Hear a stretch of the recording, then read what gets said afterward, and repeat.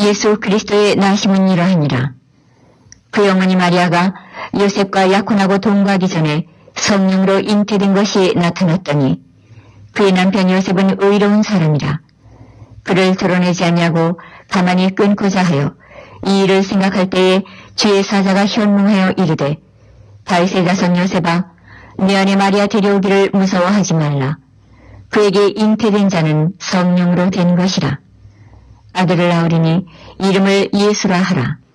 이는 그가 자기 백성을 그들의 죄에서 구원할 자이심이라 하니라.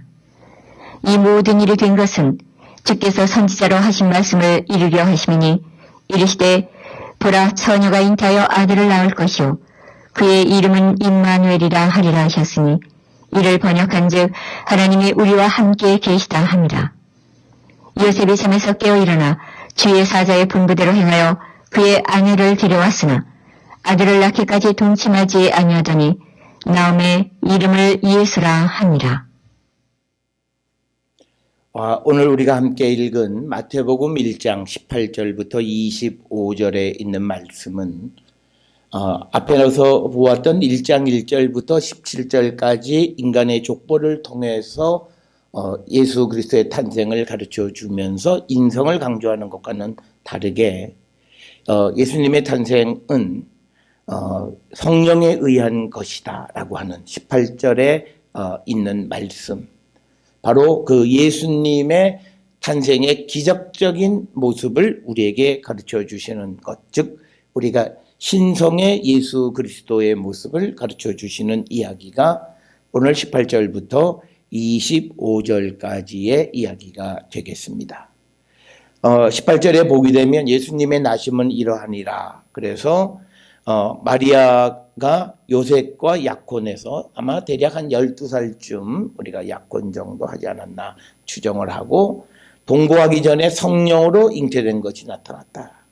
그래서 이 18절부터 25절까지의 핵심은 성령으로 잉태된 것이다. 그래서 20절에도 보게 되면 그에게 잉태된 자는 성령으로 된 것이다 라고 하는 것을 강조하고, 그리고 25절에서 아들을 낳기까지 동침하지 아니하였더니 나음의 이름을 예수라 하니라 라고 하는 것에서도 성령의 역사를 강조하는, 그래서 예수 그리스도의 탄생의 기적적 모습을 우리에게 강조해 주는 것이 오늘 이 18절부터 25절의 말씀이 되겠습니다. 특별히 오늘 주시는 말씀은 우리가 사도신경에서도 우리가 예수 그리스도가 성령으로 잉태돼서 동정녀 마리아에게서 나셨다라고 하는 이 말씀과 딱 부합되는 그 말씀이 18절부터 25절의 말씀이 되겠습니다. 그렇다면 왜 예수님께서 성령에 의해서 동정녀를 통해서 이 땅에 태어나셨는가? 이것은 신학적으로 그리고 교리적으로는 굉장히 중요한 요소가 되겠고, 이것은 예수님은 100% 참 하나님이시고 100% 참 인간이시고 그리고 100% 무죄하신 분이심을 강조하기 위한 것이고, 그것은 그분 예수 그리스도가 우리를 구원하기 위한 구원의 역사를 감당하기 위해서는 바로 이렇게 성령으로 잉태되어서 동정녀 마리아의 몸을 빌어서 이 땅에 오실 수밖에 없었다라고 하는 사실을 우리는 꼭 기억하셔야 됩니다. 많은 사람들이 이 동정녀 탄생에 대해서 믿지 못한다. 그리고 이것을 마치 신화와 같은 이야기로 우리가 고백한다면 그것은 온전한 믿음의 모습은 아니다라고 하는 겁니다. 예수께서 왜 동정녀를 통해서 처녀의 몸을 통해서 이 땅에 태어나셨는가? 그것은 우리의 죄를 담당하고 우리의 죄 문제를 해결하기 위해서 그분이 이 땅에 오셨는데, 이 땅에 오신 그분은 100% 온전한 참 하나님, 참 인간, 그리고 온전히 무죄한 자이셔야만 우리를 구원할 수 있기 때문이다.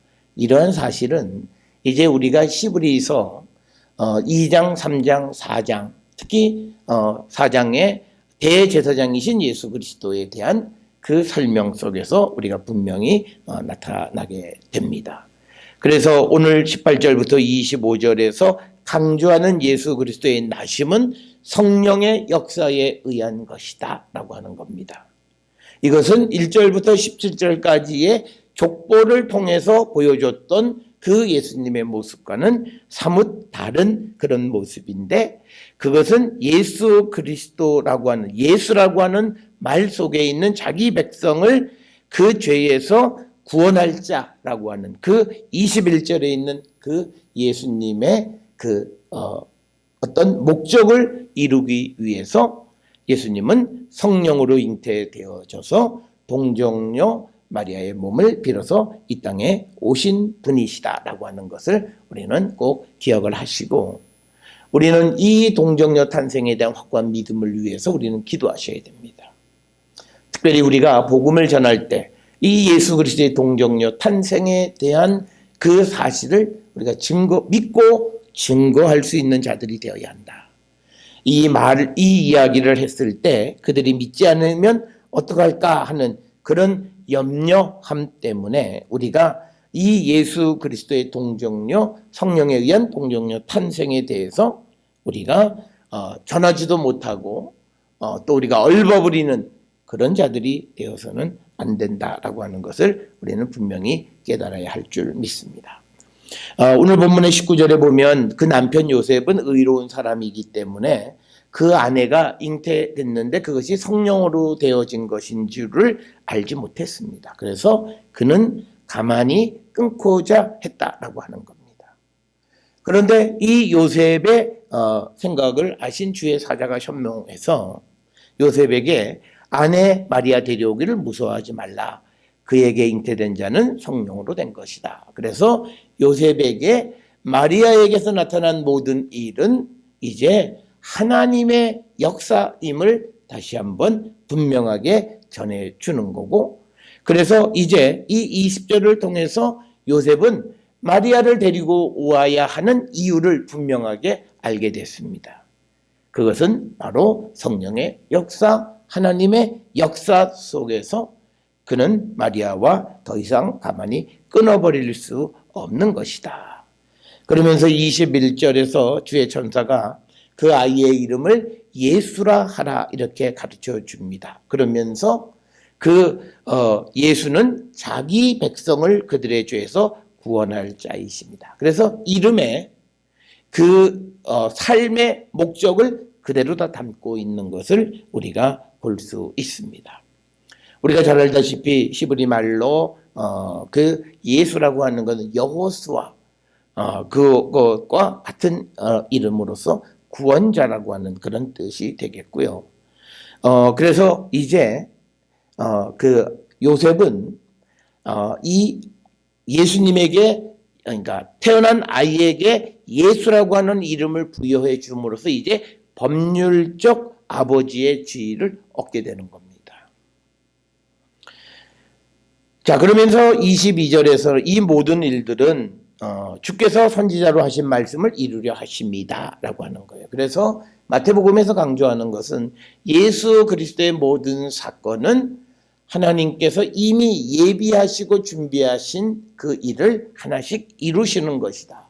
그래서 성경에는 우연스럽게 되어진 것이 하나도 없고 철저하게 오랜 준비와 계획 속에서 되어진 것이다 라고 하는 것을 우리에게 가르쳐 주는 것이 선지자로 하신 말씀이 이루어진 것이다 라고 설명을 합니다.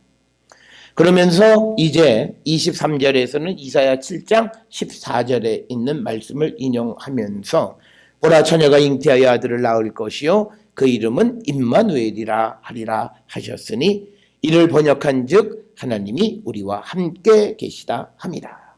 이제 예수 그리스도를 통해서 예수 그리스도가 자기 백성의 죄를 이제 용서해 주고 죄 사함의 은총을 베풀어 줌으로 인해서 이제 하나님과 이스라엘 백성 사이의 관계를 다시 열어주시는 역할을 하는 거죠. 그래서 임마누엘이 가능하다는 거죠. 우리가 분명히 기억하셔야 되는 것은 우리가 죄 가운데 있을 때 우리와 하나님 사이의 관계는 단절되어집니다. 그런데 예수 그리스도가 우리의 죄를 사해 주시고 그래서 그 예수의 십자가 보혈을 통해서 우리와 하나님 사이의 관계가 회복되어져서 우리와 함께 계시는 주님 임마누엘을 우리가 고백할 수 있는데 바로 그 아들 예수가 하는 일이 바로 하나님과 이스라엘 백성 그리고 많은 믿음의 사람들과 하나 함께 하는 역사를 이루어 가시는 것임을 우리에게 가르쳐주는 그런 말씀이 되겠습니다. 그래서 24절에서 요셉은 잠에서 일어나서 사자의 분부대로 이제 그 아내를 데려옵니다. 오늘 주시는 18절부터 25절의 말씀을 통해서 보면 요셉은 굉장히 순종적인 사람이었다. 특히 하나님에 대해서 매우 순종적인 사람이었다는 것을 우리는 기억하시고 자기의 판단이 있었어요. 그래서 가만히 끊고자 했어요. 그러나 말씀 안에서 주님의 말씀을 듣고 그리고 그는 그의 생각을 버리고 주님의 뜻을 따라가는 참 의로운 사람이었다. 그래서 우리도 이 요셉과 같은 삶을 사셔야 됩니다. 내 계획, 내 의, 내 생각을 끝까지 고집하는 것이 아니라 하나님의 말씀 안에서 내 고집을 버릴 수 있고 내 계획을 내려놓을 수 있고 내 생각을 포기할 줄 아는 사람, 그 자가 바로 하나님의 영광의 역사, 구원의 역사에 동참하는 자가 되어질 수 있다라고 하는 것이고요.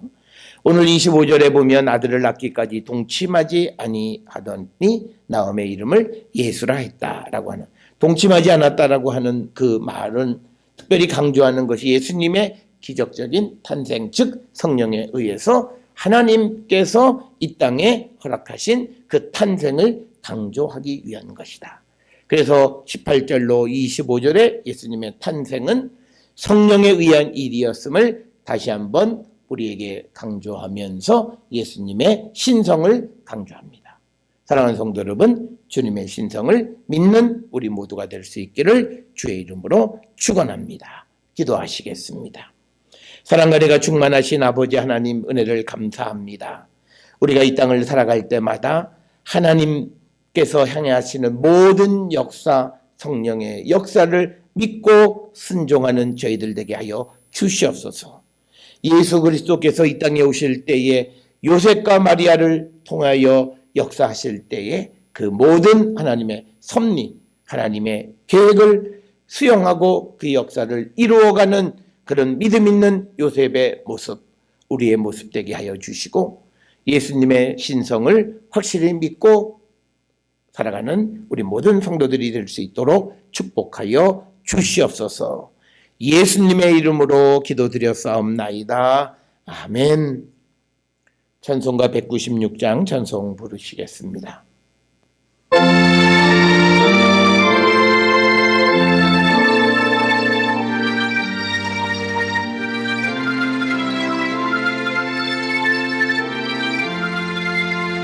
성령의 은사를 너에게 채우사 주님의 사랑 분마다 나 살게 하소서.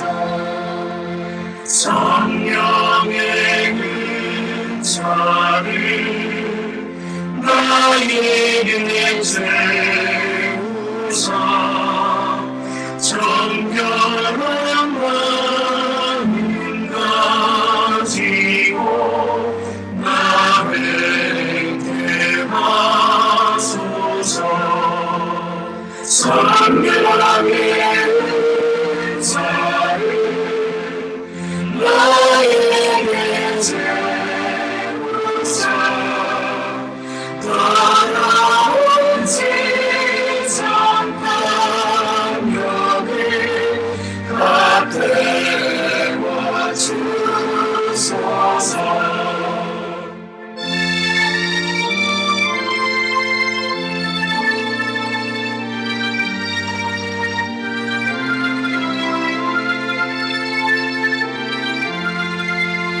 선명하게 은사를 나에게 세우사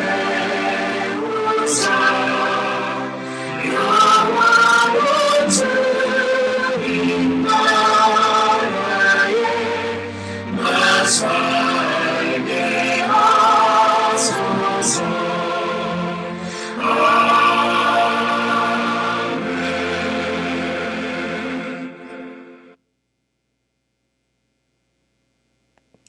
기도하시겠습니다. 이제는 우리 주 예수 그리스도의 은혜와 하나님 아버지의 무한하신 사랑과 성령의 위로교통 역사하심이 우리를 구원하기 위하여 이 땅에 오신 예수 그리스도의 성육신 사건을 믿음으로 고백하며 주님의 역사에 순종하는 성도 되기를 결단하며 세상을 향해 나가는 우리 모든 성도들 머리 위에 지금으로부터 영원토록 함께 할지어다. 아멘. 주를 지키시고 그 아이들에게 돌리시라. 장담하리 모든 우리에게 돌리시라. 내게 주의 은혜스러운